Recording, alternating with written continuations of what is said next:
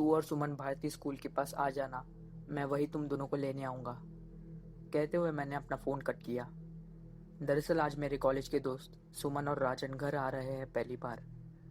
उन्हें उनकी कैट का एप्लीकेशन फॉर्म भरने में दिक्कत आ रही थी, इसलिए उनकी मदद करने मैंने उन्हें अपने घर बुला लिया। जिन्हें नहीं पता उनको मैं बता दूं कि कैट ये एक एंट्रेंस एग्ज़ाम होती है जिसे हम एमबीए और कई कोर्स कर सकते हैं। वैसे कैट कोचिंग की पहली क्लास बैठने के बाद मैं समझ गया था कि कैट अपने बस की बिल्कुल नहीं है। पर घर पर यह बात मैं अपने अम्मी अब्बू को नहीं बता सकता था, क्योंकि अगर उन्हें बता दिया तो वो नाराज़ हो जाएंगे। दिल पर पत्थर रखकर मैंने आधे से भी कम लेक्चर्स अटेंड किए, क्योंकि क्लास में जो कुछ भी सिखाते सब मेरे सर के ऊपर से चले जाता है। जो कुछ भी गिनती पर लेक्चर बैठा, अगर उसका श्रेय किसी को जाता है तो वो है मेरा दोस्त शोहेब। अगर वो नहीं होता तो शायद मैं क्लास भी नहीं जाता। खैर, अब अगले महीने कैट एग्ज़ाम है और बिना किसी उम्मीद के मैंने अपना फॉर्म परसों ही भर दिया था। और आज उसी फॉर्म को भरने में मुझे सुमन और राजन की मदद करनी है। अब हमेशा की ही तरह राजन ने मुझे मिस कॉल दिया और कॉल बैक करने पर पता चला कि वो दोनों भारती स्कूल के यहाँ पहुँच गए हैं, जहाँ मुझे उन्हें लेने जाना है। घर से वो स्कूल बस 2 मिनट की दूरी पर है। मैं जल्द से जल्द वहाँ पहुँचा और उन दोनों को घर ले आया। तीनों ऊपर के कमरे में गए और लैपटॉप से मैंने उनका फॉर्म भरना शुरू किया। तभी नीचे से अम्मी ने मुझे आवाज़ लगाई और कहा कि मैं नीचे आकर अपने दोस्तों के लिए चाय नाश्ता ले जाऊँ। मैं नीचे गया और संभालते हुए हम तीनों के लिए चाय और एक बड़ी सी प्लेट ड्राई फ्रूट से सजी हुई ऊपर लाई। चाय को लेते हुए राजन खिड़की के पास गया और बारिश का मज़ा वो अपने चाय की एक एक सिप के साथ लेने लगा।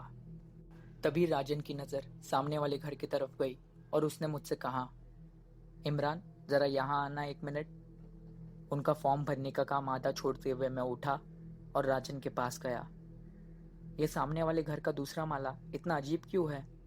राजन ने मुझसे अपनी चाय की सिप लेते हुए पूछा।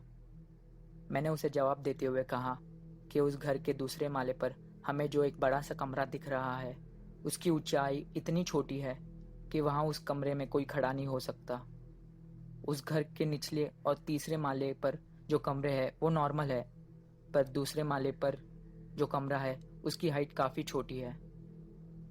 पर कोई इतनी छोटी ऊंचाई वाला कमरा क्यों बनाएगा? राजन ने आश्चर्य से पूछा। अब जो जवाब मुझे अब्बू ने कई साल पहले यही सवाल पूछने पर दिया था, वही जवाब मैंने राजन को दिया। कई साल पहले यहाँ एक बड़ा सा परिवार रहा करता था और उस वक्त चौल में 2 मंजिल से ज़्यादा माले बनाने के लिए परमिशन लगती थी पुलिस से, जो काफ़ी मुश्किल से मिला करती थी। इसलिए उन्होंने दूसरे माले की ऊंचाई छोटी बनाई ताकि वो किसी कानूनी गड़बड़ी में ना फंस जाए। उस दूसरे माले पर रात के वक्त कुछ लोग सोने आ जाते थे उस वक्त, पर दिन में वो माला खाली ही होता। तो क्या अब भी वो परिवार यहाँ रहा करता है? राजन ने पूछा। नहीं, अब तो यहाँ बस मिस्टर और मिसेस शर्मा रहा करते हैं, जो कभी ऊपरी मंजिल पर नहीं आते। मैंने कहा, आज ही के दिन हमें ये फॉर्म भर के अप्लाई करना है। जल्दी से आओ और तुम दोनों ये फॉर्म भरने का काम खत्म करो, सुमन ने टॉन्ट मारते हुए हमसे कहा। यह सुनकर मैं पीछे मुड़ा और बिस्तर पर रखे लैपटॉप पर आधा अधूरा काम छोड़ा हुआ पूरा करने लगा। तभी राजन ने मुझसे कहा, तूने तो कहा था इस सामने वाले घर के तीसरे माले पर कोई नहीं आता, पर मैंने अब भी वहां खिड़की पर किसी इंसान को देखा। दिन के इस उजाले में मुझे डराने की कोशिश मत कर राजन। लैपटॉप पर फॉर्म भरते हुए मैंने राजन से कहा, पर मैं सच कह रहा हूं, मैंने सच्ची वहां किसी इंसान को देखा। राजन ने घबराते हुए कहा, बस वहां राजन, टाइम पास बंद कर और जल्दी फॉर्म भरने के लिए डॉक्यूमेंट्स बाहर निकाल, मेरे घर से कभी भी फोन आ सकता है, सुमन ने डांटते हुए राजन से कहा। कुछ ही देर में राजन वो बात भूल गया और मैंने उनका फॉर्म भी रजिस्टर कर दिया है। हमने कुछ फोटोज और सेल्फी ली और वो घर से जाने लगे। दहलीज पर खड़े होकर जब मैं उन्हें अब अलविदा कर रहा हूँ, सुमन पीछे मुड़ी और मुझसे पूछा, यार ये बदबू कहाँ से आ रही है इतनी? शायद कोई चूहा मरा होगा पास ही में, मैंने कहा और वो दोनों वहां से चले गए। शाम के 6 बजे अब मैं एग्जाम की तैयारी करने के लिए किताब खोली और पढ़ने की कोशिश करने लगा, पर 5 मिनट से भी कम वक्त में अब हाथ में किताबों के बदले फ़ोन है और किताबों के पन्ने पलटने के बजाय अब मैं इंस्टाग्राम पर मीम्स पलटने लगा। हमेशा की तरह पढ़ाई तो कुछ हुई नहीं, पर संदीप माहेश्वरी सर के वीडियोस देखकर अगले दिन से अच्छे से पढ़ाई करूंगा, इतनी आशा ज़रूर मिली। रात के 11 बज रहे हैं।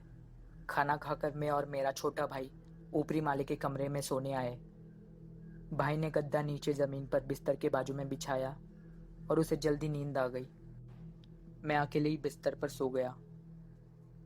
रात के अब करीब 2:45 बज रहे हैं और प्यास लगने के कारण मैं नींद से जाग गया और नीचे रखे लोटे के ऊपर से प्लेट हटाई और उसे पानी पीने लगा। पीते पीते आंखों के कोने से मुझे खिड़की के बाहर कुछ हलचल नजर आई। बिस्तर पर ही बैठे हुए मैं खिड़की की तरफ सरका और सामने वाले घर के तीसरे माले की तरफ देखने लगा, जहां मुझे कुछ हलचल नजर आई है। वहां कोई भी नहीं है। मैं फिर से सोने जा ही रहा हूं कि तभी उस तीसरे माले की खिड़की पर धीरे धीरे आधेड़ उम्र की मिसेस शर्मा आकर खड़ी हुई और मुझसे नजरें मिलाने लगी। मैं उन्हें देखकर डर गया हूं, क्योंकि उनका शरीर किसी मरे हुए इंसान की तरह सफेद पड़ चुका है और आंखें ऐसी कि कभी भी बाहर आ जाए। भय इतना है कि मैंने आंख दिखाना ताव नीचे सोए भाई के बिस्तर पर आया और चद्दर सर तक ओढ़कर सोने की कोशिश करने लगा। कुछ ही देर में मुझे आंख लग गई और डर के साथ ही मैं सो गया। सुबह उठकर मैं अब नीचे किचन में माँ के पास गया और उनसे पूछा, माँ, आप सामने वाली मिसेस शर्मा से आखिरी बार कब मिली थी? माँ ने बताया कि वो परसों ही उनके लिए खाना ले गई थी, क्योंकि उनके पति कुछ काम से बाहर गए हुए हैं। पर तुम सुबह सुबह ये सवाल क्यों पूछ रहे हो? अम्मी ने मुझसे पूछा। माँ का ये सवाल टालते हुए मैं वहां से ऊपरी कमरे में गया और राहत की सांस ली। रात में देखा वो शायद वहम होगा, ये सोचकर मैं क्लास जाने के लिए रेडी होने लगा।